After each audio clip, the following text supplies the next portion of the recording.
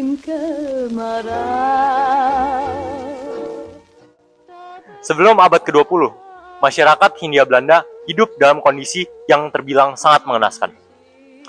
Pada abad ke-19, pemerintahan kolonial menjalankan suatu sistem yang disebut sebagai tanam paksa atau kultur sel-sel.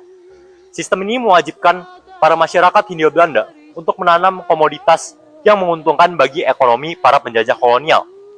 Hal ini menyebabkan banyak ketidakadilan di dalam masyarakat dan banyak dampak serius, mulai dari kemiskinan, kelaparan, hingga akses pendidikan yang hampir tidak tersedia.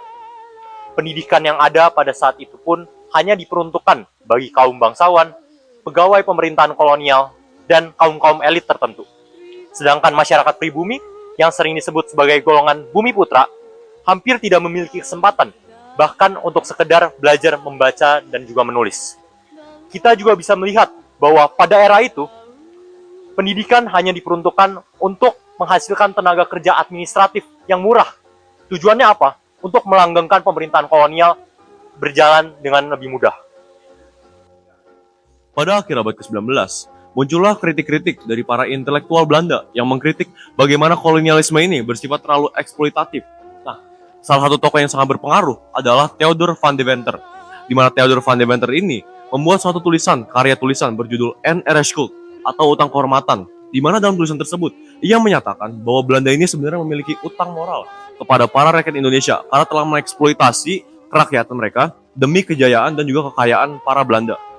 Nah, hal ini menjadi suatu gagasan yang sangat mendukung pemerintah Belanda untuk menciptakan politis etis, di mana politis etis ini memiliki 3 poin yang sangat penting. Pertama, irigasi, edukasi, dan emigrasi. Nah, dan pendidikan ini menjadi salah satu poin yang sangat berdampak terhadap bagaimana pendidikan sosial di Indonesia dapat berkembang.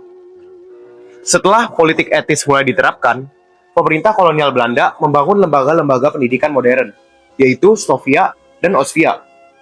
Stovia bertujuan untuk menghasilkan tenaga kerja medis yang akan menjadi asisten dokter ataupun juga perawat. Hal yang melatar belakangi tersebut untuk terjadi, yaitu pembangunan Stovia, adalah wabah penyakit yang terjadi di tahun 1840-an, yaitu yang diduga tifoid. Pada 1846 sampai 1848, 30% sampai 40% masyarakat meninggal dunia akibat penyakit tersebut. Maka dari itu, Kepala Departemen Kesehatan yaitu Willem Bosch mengusulkan untuk mendirikan edukasi agar tenaga kerja bisa dibentuk, yaitu tenaga kerja pribumi, karena relatif lebih murah dibandingkan mendatangkan tenaga kerja dari Belanda. Kemudian juga ada Osvia yang bertujuan untuk menghasilkan tenaga kerja yang akan bekerja di administrasi pemerintahan. Nah, di dalam sekolah-sekolah tersebut terdapat berbagai ilmu yang diajarkan, yaitu ilmu pengetahuan alam, matematika, bahasa Belanda, sejarah dunia, dan juga hal-hal lainnya.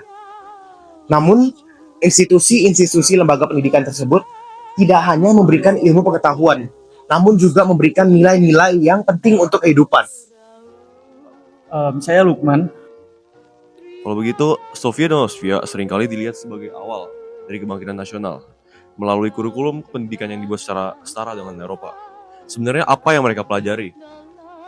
Oke. Kalau misal berbicara di Stovianya, karena Museum Kebangkitan Nasional basicnya adalah sekolah Stovia, yang dipelajari dalam hal kurikulum yang paling pertama adalah kurikulumnya itu disamaratakan atau disetarakan dengan kurikulum yang ada di Eropa yang membahas tentang kedokteran. Lalu apa saja yang dipelajari ketika di Stovia? Yang dipelajari tentunya yang paling prioritas adalah yang berkaitan dengan kedokteran.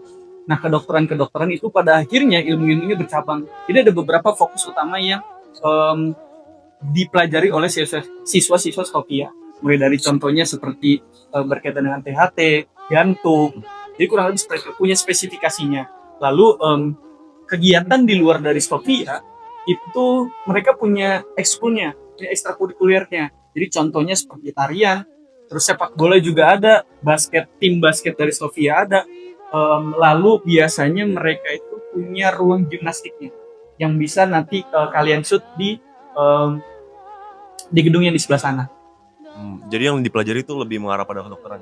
Kurang lebih seperti. Kalau gitu, bagaimana pemikiran politik untuk perubahan itu bisa muncul kalau yang mereka pelajari mengacu pada kedokteran? Oke, pemikiran politik bagi kalangan siswa Stovia itu munculnya secara organik.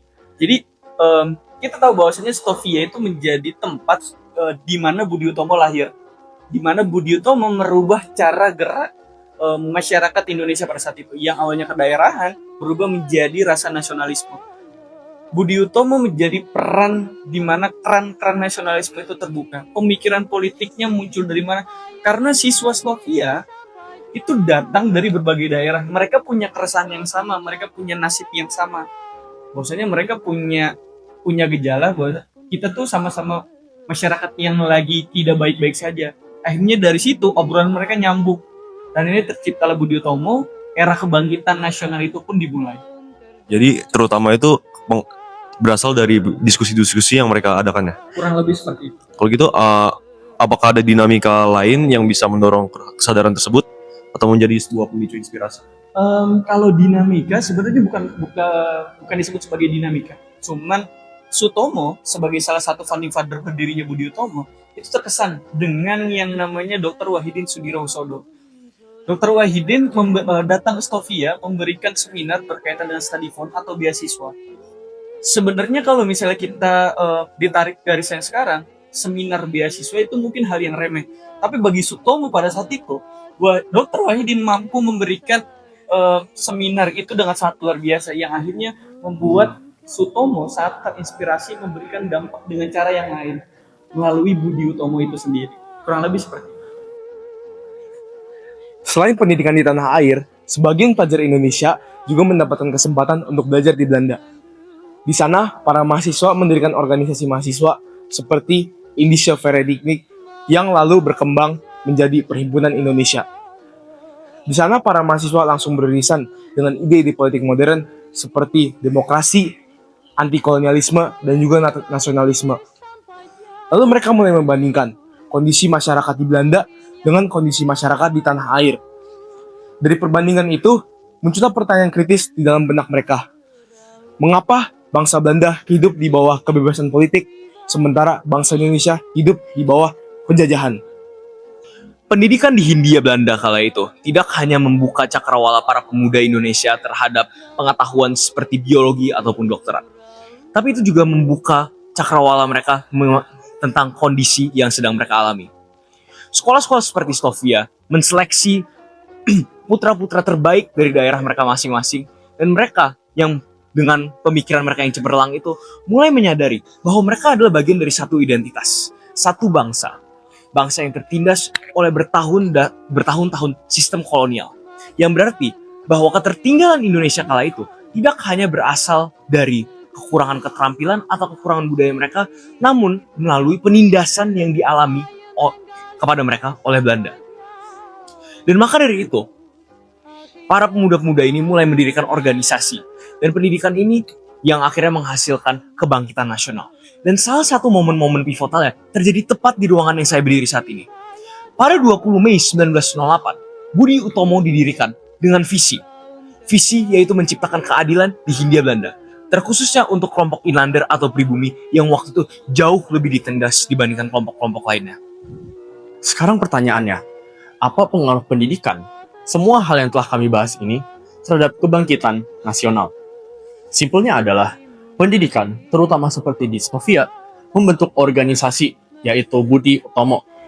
Walaupun pada masanya, Budi Utomo masih terbatas mengenai apa yang bisa dibahas. Mereka ingin membahas politik, namun terbatas oleh para pengajarnya. Dan mereka pun, secara keanggotaan, terbatas pada murid-murid di Stovia.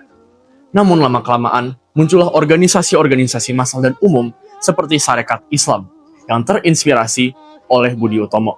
Lama-kelamaan, semakin banyaklah organisasi-organisasi yang terbentuk dan Belanda memberikan space bagi mereka untuk berbincang.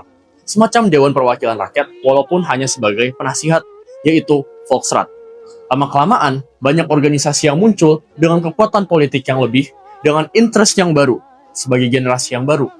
Tidak sekedar membahas budaya maupun ekonomi Indonesia, melainkan bagaimana Hindia Belanda bisa merdeka.